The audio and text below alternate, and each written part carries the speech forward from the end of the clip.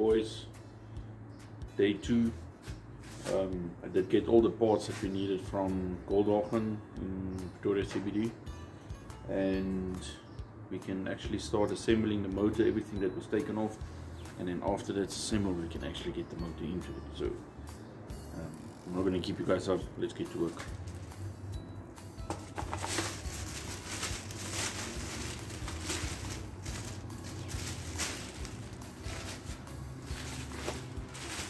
Okay guys, so I managed to clean up the intake. I clean up the bolts. So what I'm going to do now is I'm going to assemble the intake on it so long, and then after the intake we're going to do the crank seal and see if we, well, do the crank seal, put the clutch system back, and then put the gearbox on, and then hopefully today we will manage to put the motor in. As long as it's in and it's fit and everything's connected, that should be okay.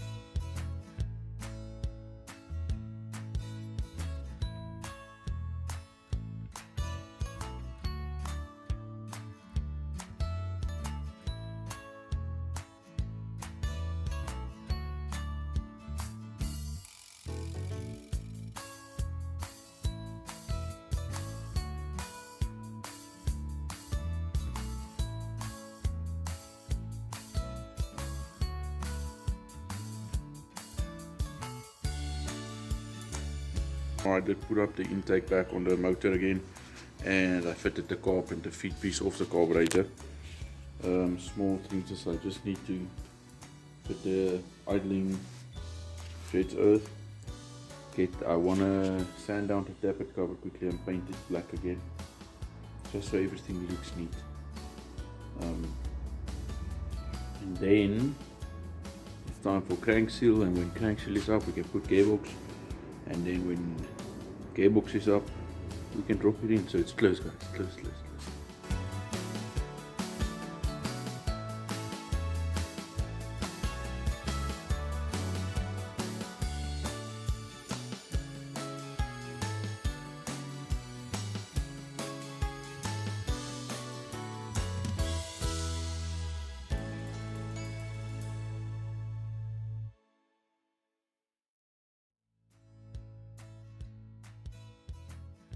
Okay, so I just made a massive mess.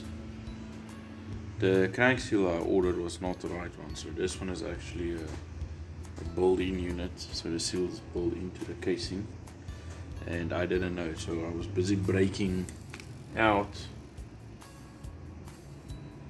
before I realized that it's the wrong one. So now I ordered a new one, so I'll probably get it a bit later today. So for now what I'm going to do is I'm going to start taking out the seats and start washing them.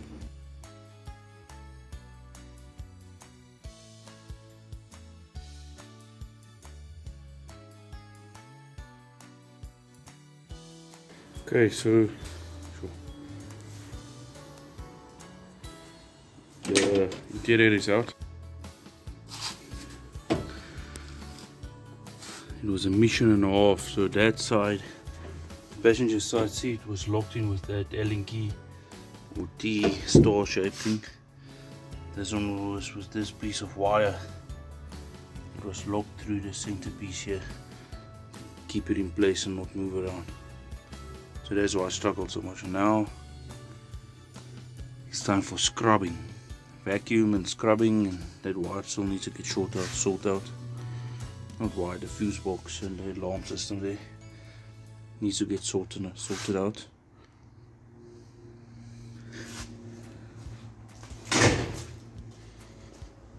And then the seat is not too bad of a condition, just a small tear there, and then dirty, And then this back seat is dirty as hell, and the passenger side seat is small there, so in general not too bad of a condition.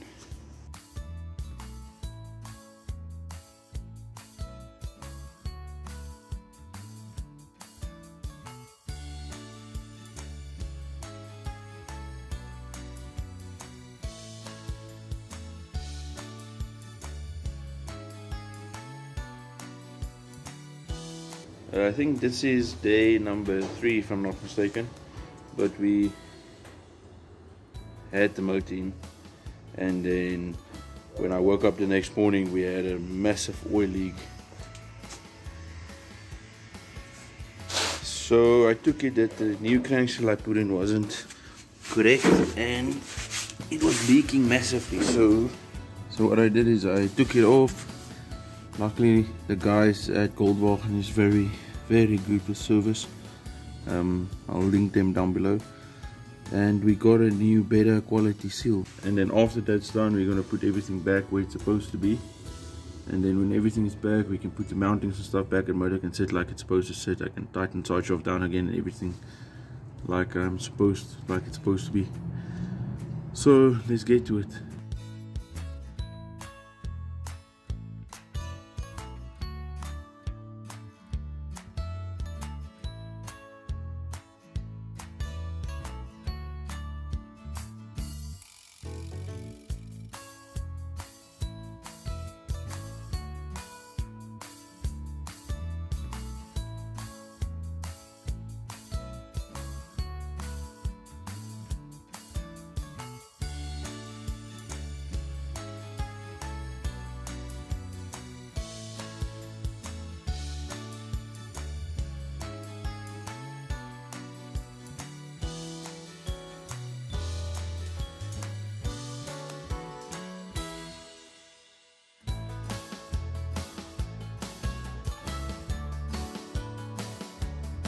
I actually finished getting the motor in. I didn't want to bore you guys with all the struggling and stuff, so I went and I bought new gearbox bolts, but I managed to get the motor where it's supposed to be. I got the mounting here fitted. Now it's on to the gearbox mount. When the gearbox mount is done we can do side shafts. After side shafts is done we can start doing all the small stuff. I'm also managed to get an alternator bracket, because the one I had on here I used on my 16 valve. I'm not sure if it's the right one. I doubt it is, because it doesn't look like the correct alternator bracket, but nevertheless we will make it work. If not we'll cut and weld and what. So then I have to take off this oil cache tank from my Jetta. So yeah, that's it. Let's get the rear gearbox mounted.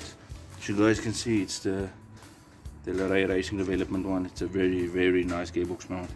They did an excellent job with this, as most of the Golf owners know, and the rear gearbox mount is always an issue, but that's a very good job they did. Nevertheless, let's get back to it, and then I'll take you guys with us for the last few installments.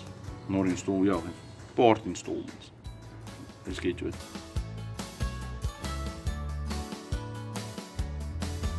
I didn't take you through a whole hideous cleaning process of things, but we did manage to get the gearbox mount on.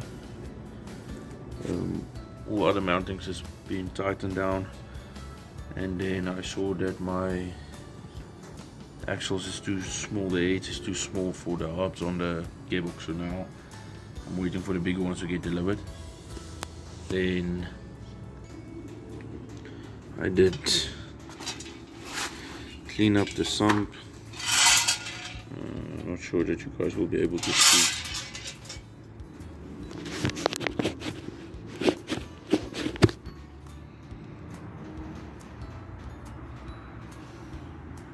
Then I cleaned up the sump here, and then sort of in the inside, and then I cleaned up all the bolts. So all the bolts is cleaned up. The new gasket is gonna go on there. and then we're gonna put it back. So I'm gonna take you guys now while we're putting it back. I'll take you along. I didn't, like I said now earlier, I didn't want to take you through all the cleanup and stripping part of things, all the struggling stuff, you know. Okay boys, normally what I do is when I put a gasket on, I do a little bit of silicone just to keep the gasket in place when you move it around, so all the holes line up everything. So now it's time to go back.